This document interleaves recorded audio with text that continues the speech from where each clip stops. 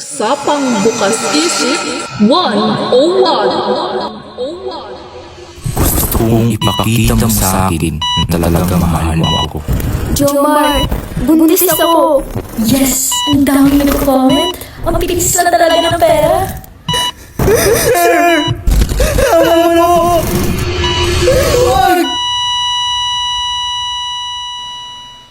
Kumusta po kayong lahat, mga giliw naming tagapakinig? Inaanyayahan ko po kayong pakinggan ang mga pagsasadula ng mga liham dala ng ating tagapagpasubaybay at binigyang buhay ng inyong mga paboritong bituin sa radyo.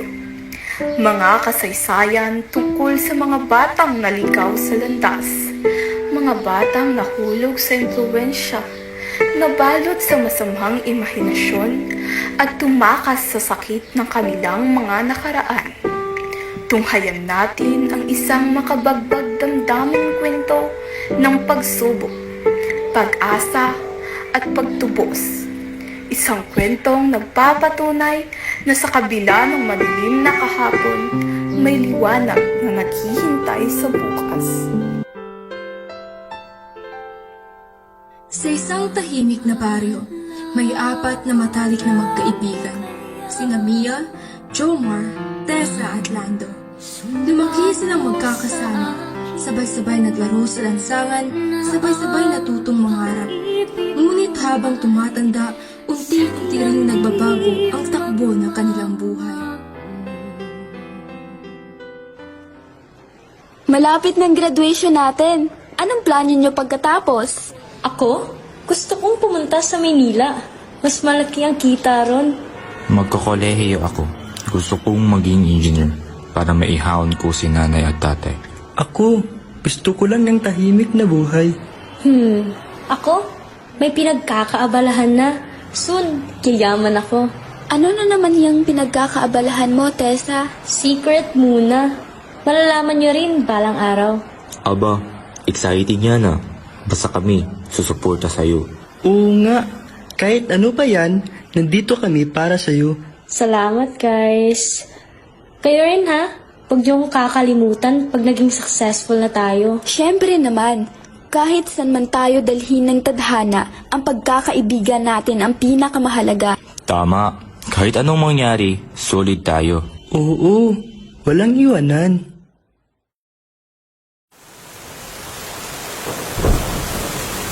Ang lakas ng ulan, parang hindi pa titigil. Mukhang hindi ka na makakauwi, Mia.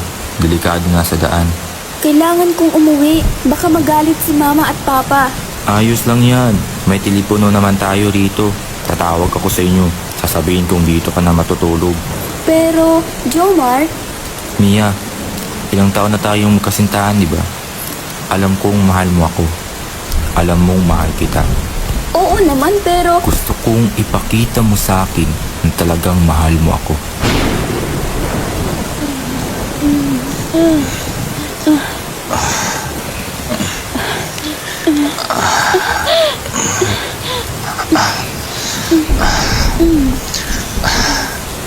Jomar, baka mali ito. Wala namang mali sa pagmamahal natin, Mia. Magkasama naman tayo sa pangarap natin, hindi ba? Pangako mong hindi mo ko pababayaan? Pangako.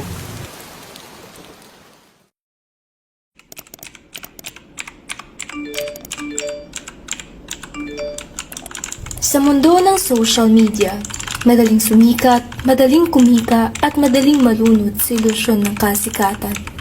Si Tessa, isang ambisyosang dalaga ay unti-unting nadadala ng tukso sa isang larangang hindi niya lubos na nauunawaan. Wow, ang daming likes. Ang daming nagko-comment na ang ganda-ganda ko. Sobrang dali lang palang sumikat. Ang sexy mo, Iha. Gusto mo bang dagdagan pa ang kita mo? Mas malaki ang bayad kung mas marami kang ipapakita. Paano kaya kung subukan ko lang? Isang beses lang naman. Paano kung may mas daring na picture? Ganda mo, miss. Sana pwede kang makilala ng personal. Ang dali-dali lang kumita ng pera. Bakit pa ako mag-aaral kung kaya ko namang pagkakitaan ng sarili kong ganda? Konting edit, tapos post.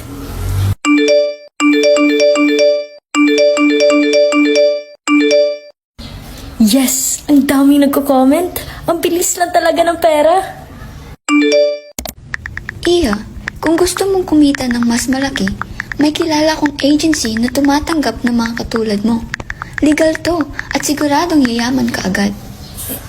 Agency? Anong klaseng agency?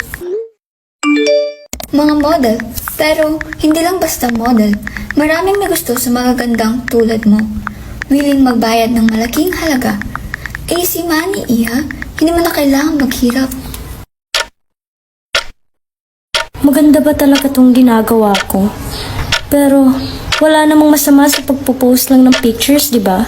Tsaka wala namang mawawala kung susubukan ko lang. Okay.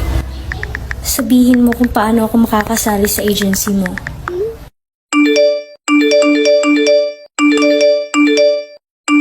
Pakita mo naman legs mo. Baba mo naman bra mo. Wala bang nakahubad na picture dyan?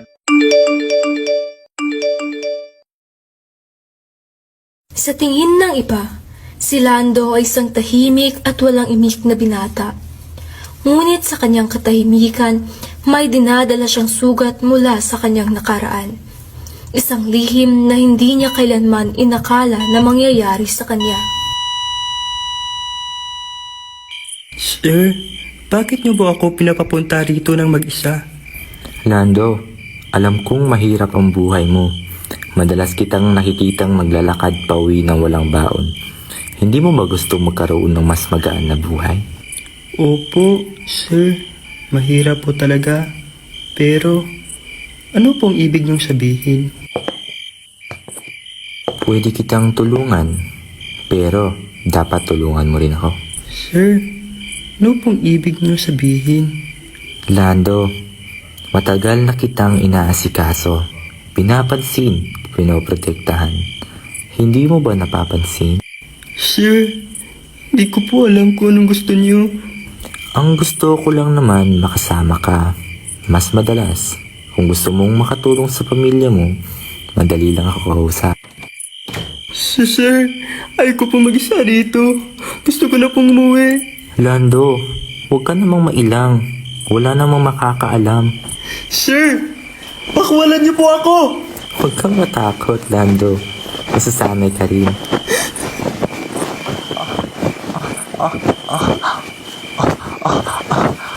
Sir, tama na po. Huwag.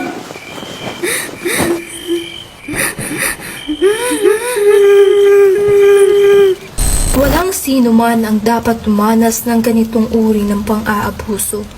Ngunit sa mundong puno ng lihim at pang-aabuso, sino ang magtatanggol sa mga walang laban?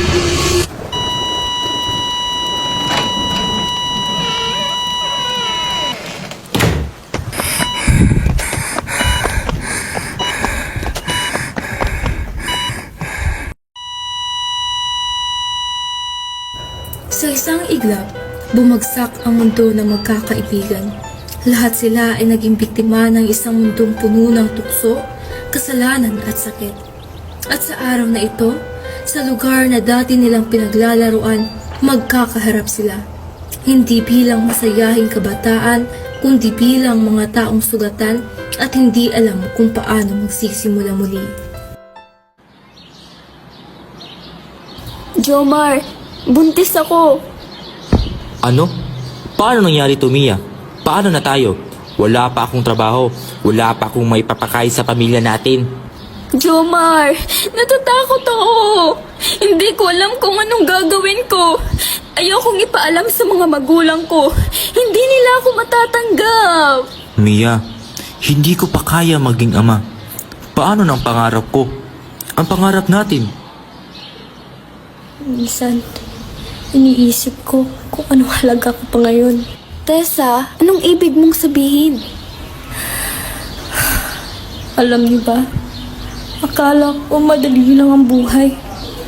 Nakaya kong bilhin ang pangarap ko sa pamamagitan ng pera.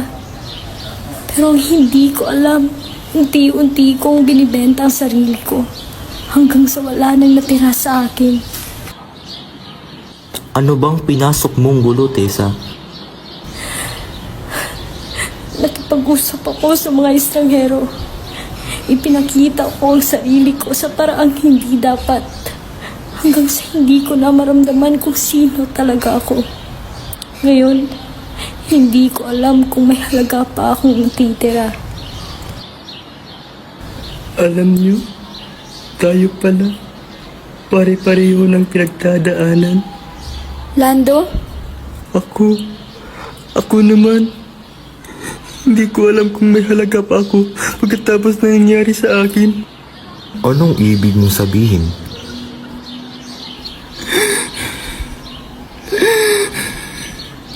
Matagal na akong takot.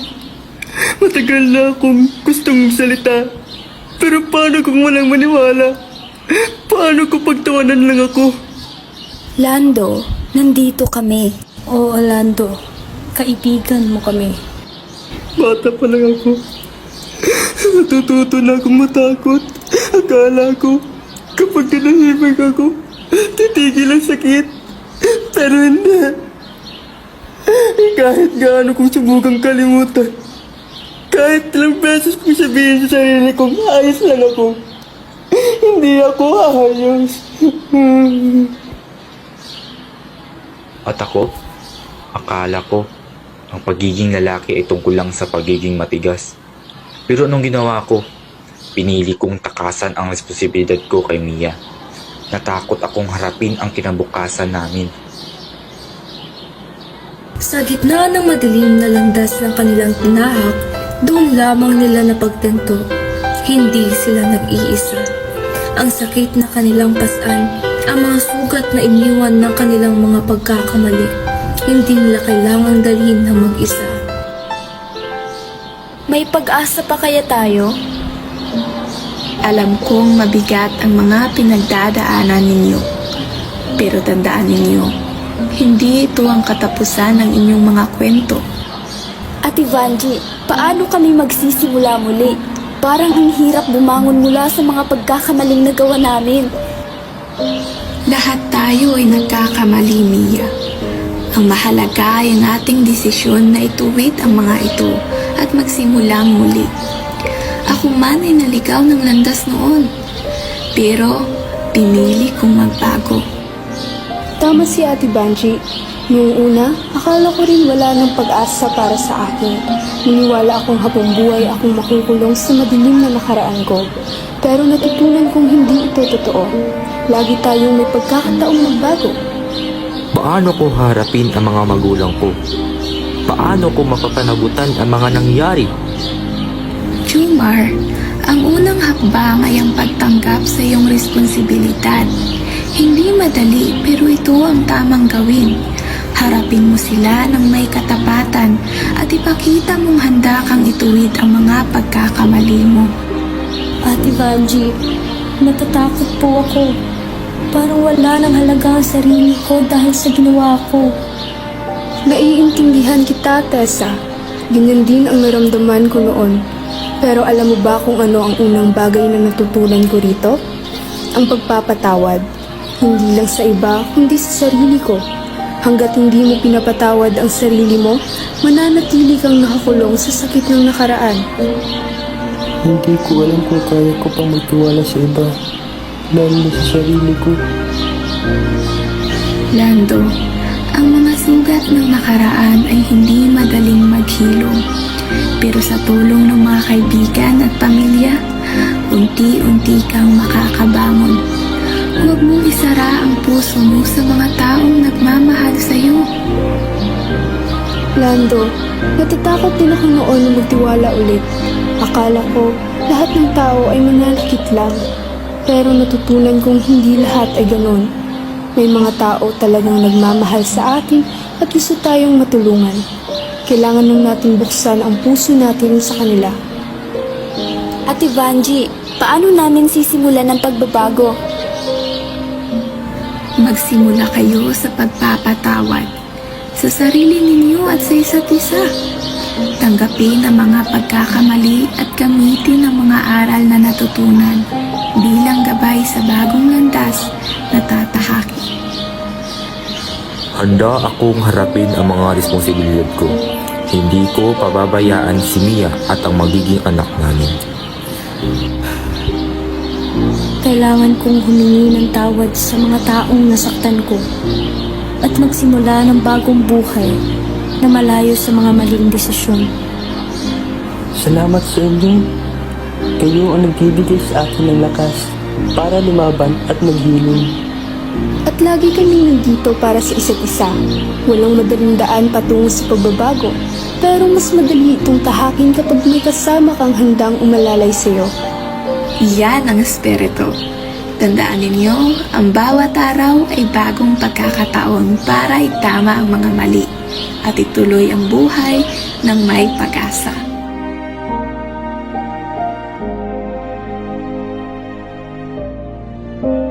Sa kabila ng mga pagsubok at pagkakamali, ang tunay na kahulugan ng pagkakaibigan at pagmamahal ay nasusukat sa kakayahan nating magpatawad at magbigay ng pangalawang pagkakataon sa ating sarili at sa isa't isa. Ang bawat pagtatapos ay simula ng bagong kabanata, puno ng pag-asa at pagbabago.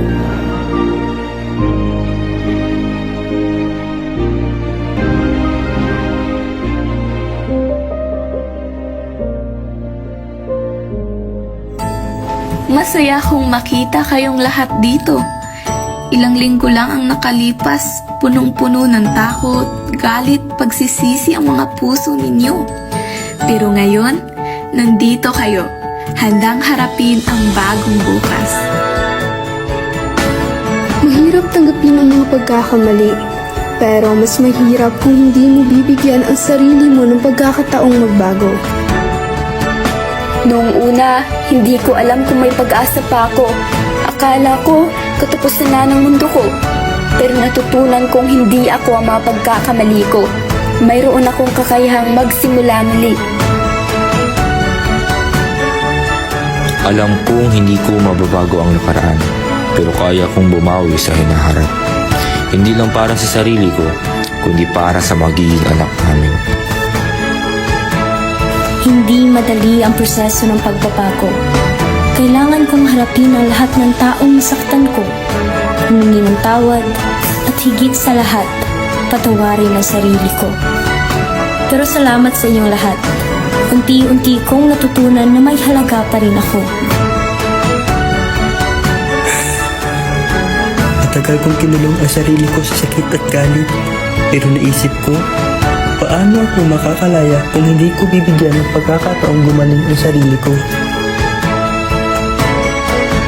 Napakalaking hakbang na ng ginawa ninyo. Ang pagtanggap, ang pagpapatawad, at ang pagpili ng mas mabuting landas ay hindi madali. Pero kaya ninyo. Kaya simula ngayon, ano ang gusto ninyong gawin? Ano ang susunod na hakbang?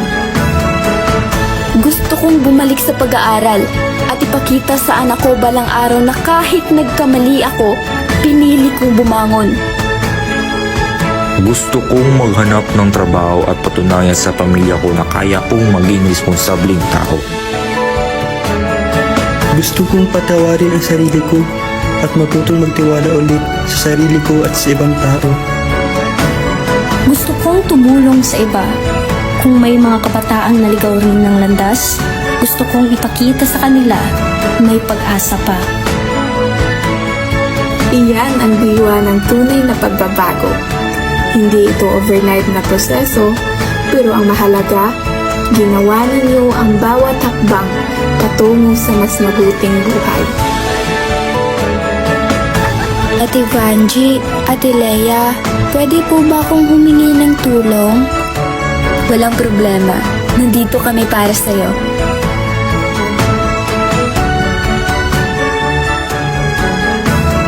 Ang tunay na pagbabago ay hindi nasusukat sa nakaraan, kundi sa ating mga pinipiling gawin sa kasalukuyan. Sa bawat pagkakamali, may pagkakataong bumangon, at sa bawat pagsubok, may pag-asa. At diyan po nagtatapos ang Ang kwento ng apat na magkakaibigan. Kwentong nagbigay sa atin ng mahalagang aral. Aral na tumagos sa ating mga puso at isipan. Aral na nagturo sa ating pahalagahan ang ating dignidad, sexualidad at pagkatao. Hanggang sa susunod nating pagkikita, mga tagapagpadala at tagapagpakinig. Muli, ito po ang programang Usapang Bukas Isip 101.